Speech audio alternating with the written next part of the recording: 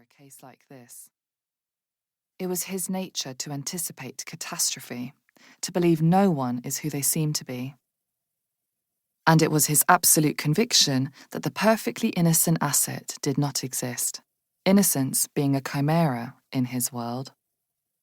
You see, the man on the steps of the National Gallery that rainy morning in central London had grown up in a world far away from the world of the young woman on the bus, in a country defined not by its long-lost empire or its football stars, by Shakespeare or Churchill or errant princes, but rather by poverty, civil wars, a rich history of loss.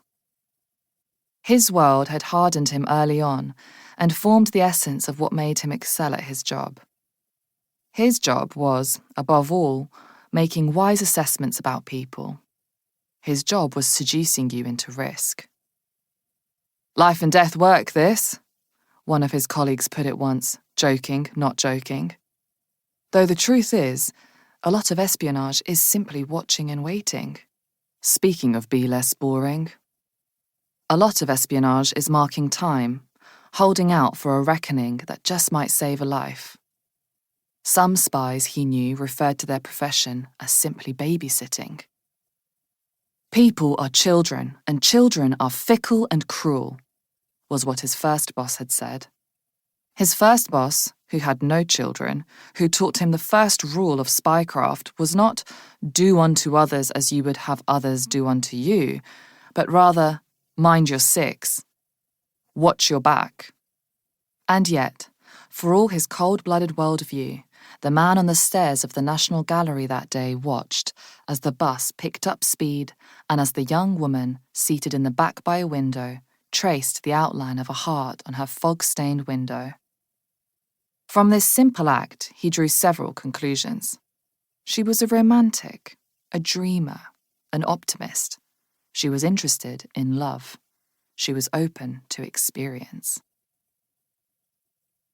The period right before the recruitment of a new asset is defined by the knowledge you are about to change someone's life, that you will tell every lie you need to tell to do it.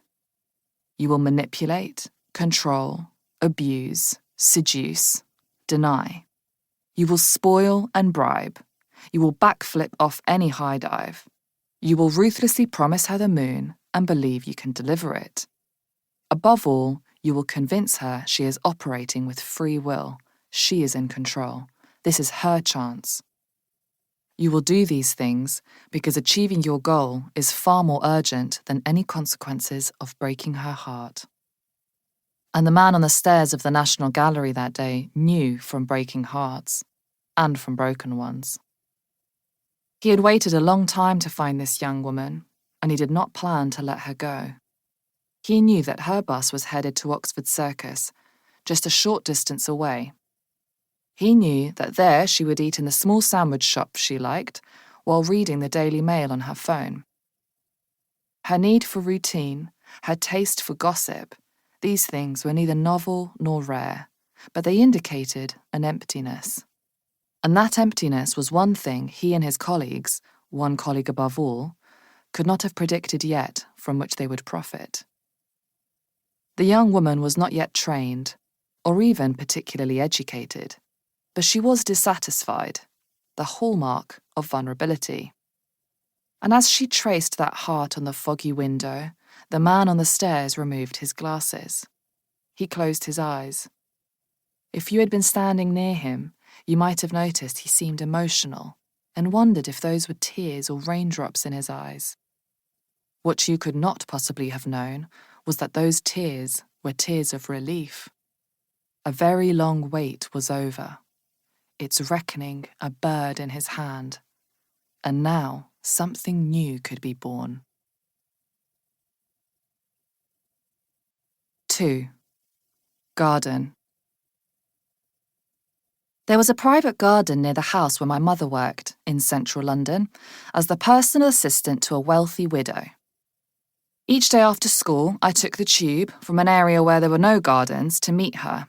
And each day, on the walk from the tube to the white Georgian house where the widow lived, I passed by that garden's locked iron gates, accessible only with a key. The keys my mother